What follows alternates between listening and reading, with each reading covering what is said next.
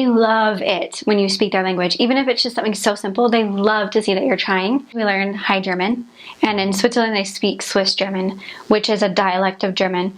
And if you study the German culture, you can see actually that what the Swiss speak is just a really old version of German before the language change in like the culture.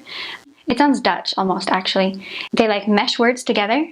So like instead of, you're not going to understand this, but like if you were to say ich habe es gesehen, like I saw it, it's just crazy the way that they speak. I can't even tell you right now. And it's very shh. There's lots of shh, and there's lots of that's where everyone thinks the harsh German comes from. It's Swiss, fully Swiss. Like I couldn't speak Swiss German because it's an accent. It's when I first arrived in Bern, I thought it sounded Scottish, which is where my dad is from. So I heard my dad and then I heard German because it was just so different. Sometimes it sounds, depending on what part of Switzerland you're in, it sounds a little bit like, kind of like a hillbilly German almost, just depending on where you're at. And like if you go from Bern to Zurich, like you won't understand it. Or if you go to Zurich to Luzern, you won't understand the German at all because they speak a different dialect. And this language actually is not written down, so you can't buy a textbook and learn Swiss German. You just have to learn it by hearing, and it's really neat because when you talk to people, you can tell which regions they're from. And but it comes from Old German. If you read Old German text or have someone read Old German text to you, it sounds a lot like Swiss German. Whereas normal German is pretty much understandable wherever you go, even though it does change a lot. In Germany as well, from the north to the south, it's completely different German. And Austria is totally different too. But Swiss, like Germans who have spoken their whole lives will go to Switzerland and have no idea what they're saying at all. So like if you're texting in Swiss German, the way that you spell a word will not necessarily be how your friend spells a word, because they just like, they do a lot of double consonants and a lot of double vowels. And so it just kind of depends on how they spell it or how they speak it. Like, for example, the word for carrot in German is Karotten, but in Swiss German it's Röbli. Totally different. Or the word for bike is Fahrrad in German, but in Swiss German it's Velo, which is French. To say like hello in Germany, it's just hallo.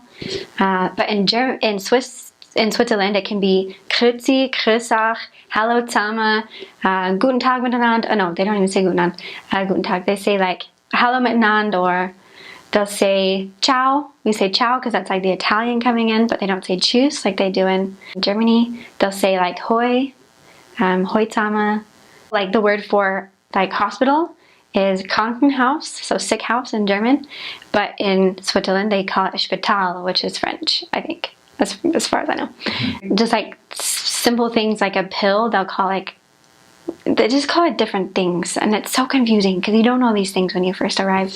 You're like, what? What do you mean this isn't a Krankenhaus? I thought I was going to the hospital. So in Germany, common food that they eat in Germany, they eat a lot of potato salads, like a lot of potato salad, and they eat a lot of breads, and they love their Wurst, so the bratwurst, lots of meats.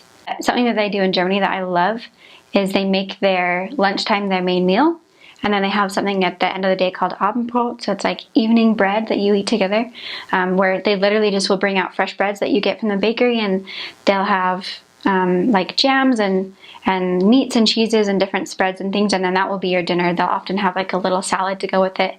Everything is fresh. I mean, you buy the lettuce and you have to wash it off and you have to spin it because there's like little bugs and dirt in it because it's just picked right from the ground. Their dressings are always like homemade. Everything is so fresh. And there's always a dessert to follow. You can count on having dessert with every single meal. Every meal that you're invited to, whether it's lunch, breakfast, or dinner, there will always be a dessert of some kind. And in Switzerland, I would say that probably their two main dishes that they are most proud of is fondue and raclette. So fondue is what we have here, but it's cheese fondue. But they don't eat it like we do. Like oftentimes we'll dip like pretzels or whatever into the cheese, but they just do it with bread chunks. So they'll buy like a huge loaf of bread that's like this big, and then they'll cut it up into squares, and you have little forks that like have colors on them according to like places, and then you eat the cheese and stuff. And the cheeses always have alcohol in them, So make sure you don't get too much alcohol. It's usually cooked out, but I try to avoid it. There's like so many different cheeses. The Swiss are famous for their cheese. Like they are so proud of their cheese. So you will have lots of cheese in that part of the world. But then their raclette is also with cheese. It's like big.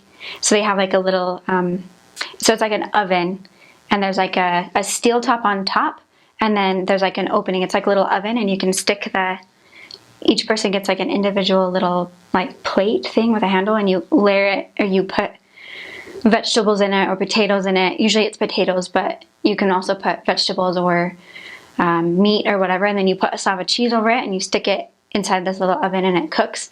And then on top, people will often like cook meats, slabs of chicken or bacon or bratwurst or whatever, and then you take it out and scrape it on your thing, and then you put on another piece of cheese and put it in, and they love that, especially during the fall. That's like, it's going to start coming out here in the next month or two because they just love their raclette. Very, very, very cheesy. You can get on the streets. Everyone has their own raclette oven. You'll have it at so many meals. And of course, they love their chocolate. Germans and Swiss are so famous for their chocolate, but especially the Swiss. I mean, you can, at Christmas time, you can buy 125, so how much is it? It's 125 francs for this huge triangular brick of Toblerone chocolate. And people buy it just as a gift and then like send it to their family in another country because they're just so proud of their chocolate, which of course they are. It's so good. The Swiss are famous for a drink called Rivella, which is like, yeah, it's, I don't even know how to explain it. It's made of like milk sugar or something. To me, it tastes like melted Smarties that we'd have in America. And they just came out with a bunch of new flavors. There's like rhubarb and peach. I didn't drink them very often, but I've heard they're really good. And in Germany, they have a drink called Apfelschorle. It's like sparkling apple juice. It's like fresh squeezed apple juice, and then they add sparkling water to it. They all drink sparkling water there, so you won't get flat water ever. It's always sparkling, which is really weird for us Americans because we don't drink sparkling water in America. As far as snacks go and stuff, you'll always find that the Germans have a little Tupperware full of cut up peppers and apples and carrots all the time, especially in Germany. That's what I noticed. They love their spreads.